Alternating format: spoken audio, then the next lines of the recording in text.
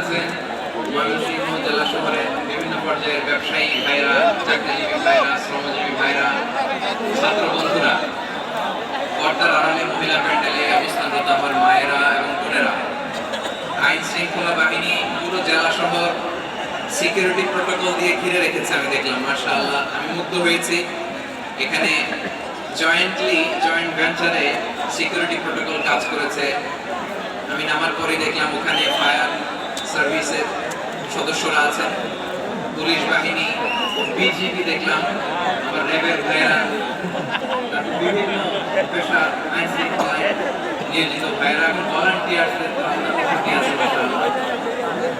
সাংবাদিক বন্ধুরা, মিডিয়া কর্মী, ইউটিউবার্স, আমি সবাইকে আবার শুভেচ্ছা জানিয়ে শুরু করতে চাই। আজকের প্রোগ্রামটা আমার খুব ভালো লেগেছে, যেটা খুব ইনক্লুসিভ একটা প্রোগ্রাম আমার কাছে মনে হয়েছে। সব জায়গায় আমি বলি যে দল মত নির্বিশেষে কোরআনের প্রোগ্রাম এটা সবার প্রোগ্রাম, ঠিক কিনা বলেন? আমি খুশি হয়েছি যে আমাদের বিএনপি প্রিন্স ভাই ওনার পুরো টিম নিয়ে, জেলা বিএনপি টিম নিয়ে আমাদের ফুল দিয়ে বরণ করেছেন। আমাদের সকলের প্রিয় আগন্দ ভাই আমাদের জামাত ইসলামের পক্ষ থেকে পুরো টিম নিয়ে ফুল দিয়ে বরণ করেছেন। তার চেয়ে অবাক করার বিষয়, বৈষম্য বিরোধী ছাত্র আন্দোলনের ভাইয়েরা, প্রতিনিধিরা, তারাও এসে ফুল দিয়ে আমাদেরকে বরণ করেছেন। তার মানে ময়মনসিংহের এই স্টেজ হয়ে গেছে পুরো বাংলাদেশ, ঠিক কিনা বলেন? আমরা এরকম বাংলাদেশ চাই কি চাই না? মারামারি থাকবে না, এক ডাকে আমরা একত্রিত হবো, সবার আগে দেশ। আওয়াজ করে বলেন, সবার আগে কি? দেশের প্রশ্নে আমরা ঐক্যবদ্ধ।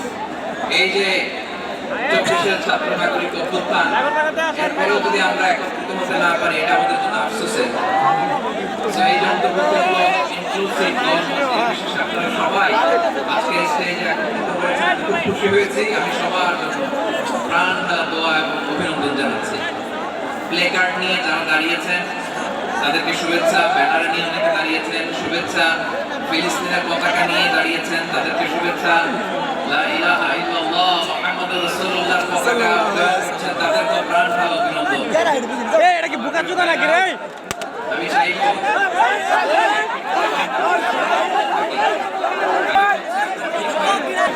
সবাই ঠান্ডা হয়ে যাবে, কোনো আওয়াজ নেই। এই দিকটাও আওয়াজ হচ্ছিল, এখন ঠান্ডা। জি, দেখেছি। শান্ত হতে হবে, শান্ত হতে হবে। আমি শুরুতেই হাত নাড়িয়ে শুভেচ্ছা জানিয়েছি। একটু পর পর হাত নাড়ালে আলোচনায় ব্যাঘাত ঘটবে। এই বার্তাগুলো আমরা আজকে নিয়ে যাব। যখন আওয়াজ করতে বলবো, বাঘের বাচ্চার মতো সিংহ ষাঁড়গুলোর মতো গর্জন করে আওয়াজ করতে হবে। আর যখন নিশ্চুপ থাকতে বলবো, পিন পতন নীরবতা, keep silent. Very good. I love it. I like it. The Gen Z of Mymensingh, mashallah. Mashallah. আমার প্রিয় ভাইরা, আমি আজকে এই চমৎকার দুপুরে সূরাতুল আহজাবের 35 নম্বর আয়াত তেলাওয়াত করেছি। কত নম্বর আয়াত? আপনারা আমার দিকে তাকান। আপনাদের মাথার উপরে ড্রোন গেলে ওইটা নিয়ে ব্যস্ত হওয়ার না, আমার দিকে তাকান। 1 to 1, brain to brain, আমার দিকে তাকান। দেখেন তাকাইছি। আওয়াজ করে সবাই বলেন তো, কয় নম্বর আয়াত? 35 নম্বর আয়াত। এই আয়াতে আল্লাহ তাআলা তার প্রিয় বান্দাদের 10টি বৈশিষ্ট্যের কথা বলেছেন। কয়টি? 10টি। আজকে এই 10টি বৈশিষ্ট্য নিয়ে আমরা আলোচনা করব। আল্লাহ তাআলা কাদেরকে পছন্দ করেন? আমরা আল্লাহ তাআলার প্রিয় বান্দা হতে চাই কি চাই না? বলেন তো, চাই। এবং যাদের মধ্যে এই 10টি বৈশিষ্ট্য থাকবে তাদের জন্য আল্লাহ তাআলা ক্ষমা এবং মহা প্রতিদানের ব্যবস্থা রেখেছেন। এই 10টি গুণ যাদের মধ্যে থাকবে তাদের জন্য আল্লাহ তাআলা ক্ষমা এবং মহা প্রতিদানের ঘোষণা দিয়েছেন। সুবহানাল্লাহ বলেন। এবং এই 10টি বৈশিষ্ট্যের মধ্যে ইসলামের মৌলিক যে মূল্যবোধগুলো, মোরালিটি, এথিক্স, এগুলো চলে এসেছে মৌলিকতাগুলো। দিন ইসলামের প্রায় সকল অনুষঙ্গের সমাবেশ ঘটেছে এই আয়াতে। এবং এই আয়াতে পুরুষের পাশাপাশি নারীদেরকে আল্লাহ তাআলা স্পেশাল গুরুত্ব দিয়েছেন। সুবহানাল্লাহ বলবেন না? Gender equality in terms of getting rewards, প্রতিদান বা সওয়াব পাওয়ার দিক থেকে ইসলামে নারী পুরুষ সমান। অনেকে বলে ইসলাম নারীদেরকে ঠকিয়েছে, নারী পুরুষ নাকি সমান না। অনেক নারীবাদীরা বলেন, আমি প্রিয় বন্ধুদের বলবো এই আয়াতের দিকে তাকান, সূরা আহজাবের 35 নম্বর আয়াতের দিকে তাকান। এই আয়াতে নারী পুরুষ সমান। সুবহানাল্লাহ বলতে সবাই সুবহানাল্লাহ। Gender equality in terms of getting reward, নেক কাজ করলে সওয়াব পাওয়ার ক্ষেত্রে পুরুষ যেমন নারীও তেমন। আল্লাহু আকবার। দান করলে পুরুষের যেমন সওয়াব, নারীরও তেমন সওয়াব। রোজা রাখলে পুরুষের যেমন সওয়াব, নারীরও তেমন সওয়াব। নাকি পুরুষ রোজা রাখলে বেশি সওয়াব, নারী রোজা রাখলে কম সওয়াব? হ্যাঁ, ব্যাপারটা কি এরকম? আওয়াজ করে বলেন ময়মনসিংহ, ব্যাপারটা কি এরকম? না, নেক কাজের সওয়াব বা প্রতিদান পাওয়ার দিক থেকে সবাই সমান, নারী কিংবা পুরুষ কোনো পার্থক্য নেই। প্রিয় ভাইরা, এই আয়াতে পুরুষের পাশাপাশি নারীদের কথা বিশেষভাবে বলা হয়েছে। এই আয়াতটি নাজিলের একটা প্রেক্ষাপট আছে, শানে নজুল আছে। আমাদের প্রিয় আম্মা জান উম্মে সালামা রাদিয়াল্লাহু তাআলা আনহা নেকর আল্লাহ রাসূল সাল্লাল্লাহু আলাইহি ওয়াসাল্লামকে বললেন, ইয়া নবী আল্লাহ, মালি আসমাউ রিজালা ইযকারুনা ফিল কুরআন ওয়ান নিসাউ লা ইযকারনা। নবী হে, এমন কেন আমি কোরআনে দেখি যে প্রায় পুরুষদের কথা বলা হয়, নারীদের নিয়ে কথা নাই। পুরুষবাচক শব্দ ব্যবহার করা হয়, নারীবাচক শব্দ ব্যবহার করা হয়। এর কারণটা কি? ফাআনজালাল্লাহু তাআলা হাদিহিল আয়া। এরপর আল্লাহ তাআলা উম্মে সালামা রাদিয়াল্লাহু তাআলা আনহা এই কথার প্রেক্ষিতে তার এই অ্যাপিল, তার এই আবেদন, তার এই আকাঙ্ক্ষা পূরণের জন্য এই আয়াতটি নাযিল করেন। চিল্লায়ে পড়েন সুবহানাল্লাহ। যাতে আল্লাহ তাআলা পুরুষবাচক শব্দের পাশাপাশি নারীবাচক শব্দ ব্যবহার করেছেন।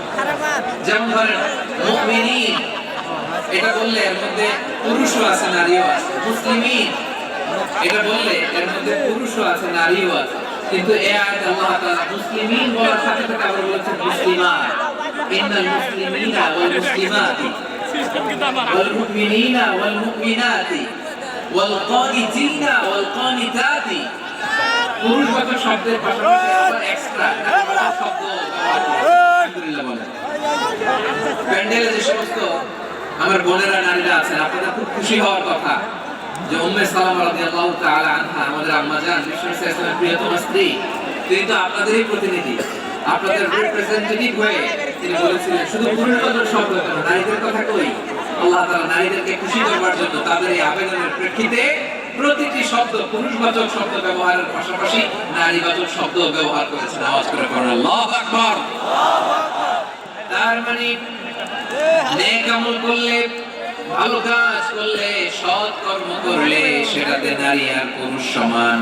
পুরুষ ইবাদত করলে যেই সওয়াব, নারীরা করলেও সেই সওয়াব। পড়েন সুবহানাল্লাহ। That means women has been given extra attention in this verse. Subhanallah. How sensible Islam is and how lucky we are. আমরা কত লাকি। নারীদের প্রতিনিধি উম্মে সালামা বলার সাথে সাথে তাদেরকে খুশি করার জন্য আল্লাহ পুরুষবাচক শব্দের পাশাপাশি নারীবাচক শব্দ দিয়ে একটা গোটা আয়াত নাযিল করেছেন। পড়েন সুবহানাল্লাহ।